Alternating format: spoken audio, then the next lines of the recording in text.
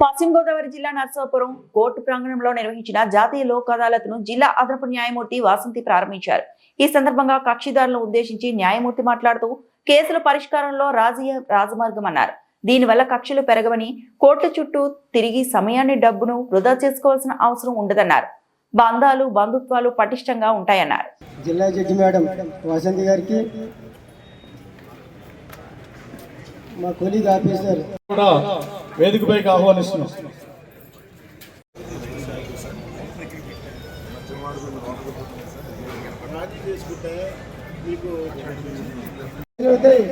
మీకు సుఖశాంతులను కాబట్టి వచ్చే అవకాశాన్ని మాత్రం ఖచ్చితంగా వాడుకుంటారని కోరుకుంటున్నాను.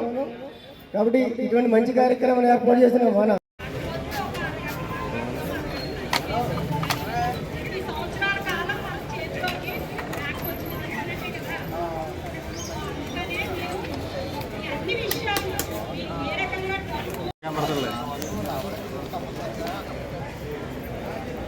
फोटोस इच्छा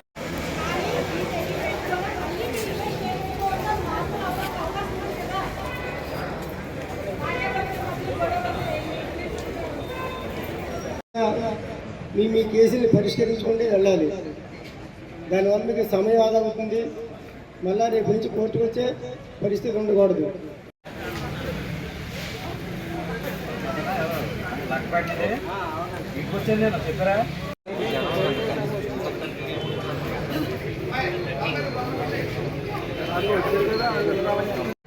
అంటే ఒక కేసు ఇలా దఫదఫాలుగా ముందుకెళ్తున్నప్పుడు ఆ ఫ్రూట్స్ ఏవైతే తీసుకోవాలని ఆశపడ్డ వ్యక్తి ఉన్నాడో ఆ వ్యక్తి అందుకోకపోగా ఇంకా శ్రమ, టైం వృధా, డబ్బు వృధా, మనశ్శాంతి లేకపోవడం, రోజు మానసిక క్షోభ, ఇవన్నీ ఒక వ్యక్తి అనుభవించాలా లేదా కదా?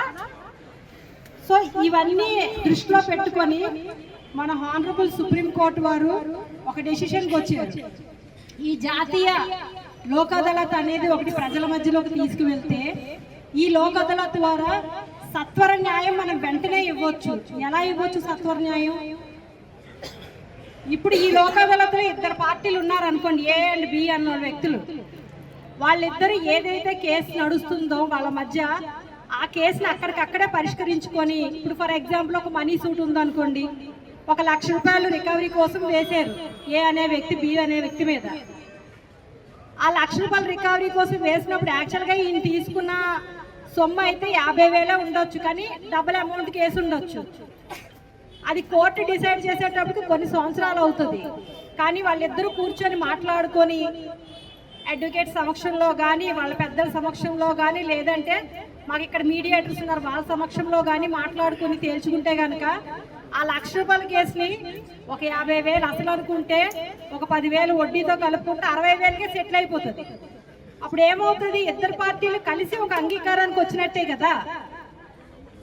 ఏబి ఇద్దరు కలిపి ఎప్పుడైతే అంగీకరించి ఆ డిస్ప్యూట్ సెటిల్ చేసుకోవాలనుకున్నారో ఇంకా భవిష్యత్తులో ముందుకు వెళ్ళే అవకాశం ఉంటుందా? డిస్ట్రిక్ట్ కోర్టు దగ్గరికి వెళ్ళడం కానీ, హానరబుల్ హైకోర్టు వారిని కానీ, హానరబుల్ సుప్రీంకోర్టు వారిని కానీ ఆశ్రయించే అవకాశం ఆ పార్టీలకు వస్తుందా? రాదు కదా.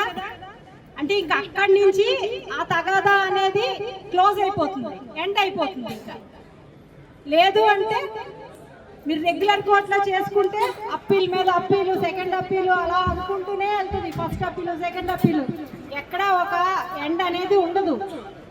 బట్ ఇక్కడ ఏం జరుగుతుంది?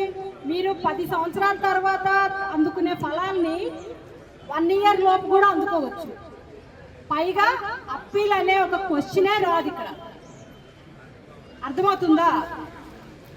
సో అందుకని చెప్పేసి మిమ్మల్ని అందరినీ రిక్వెస్ట్ చేసేది ఏంటంటే, మీరు ఈ జాతీయ లోక్ అదాలత్ ఎందుకు పెట్టబడింది, దీని వెనక ఉన్న ముఖ్య ఉద్దేశం ఏంటి అనేది మీరు ఒక్కసారి అర్థం చేసుకుంటే కనుక మీరు ఖచ్చితంగా సెటిల్ చేసుకుంటారు మీ మ్యాటర్ని.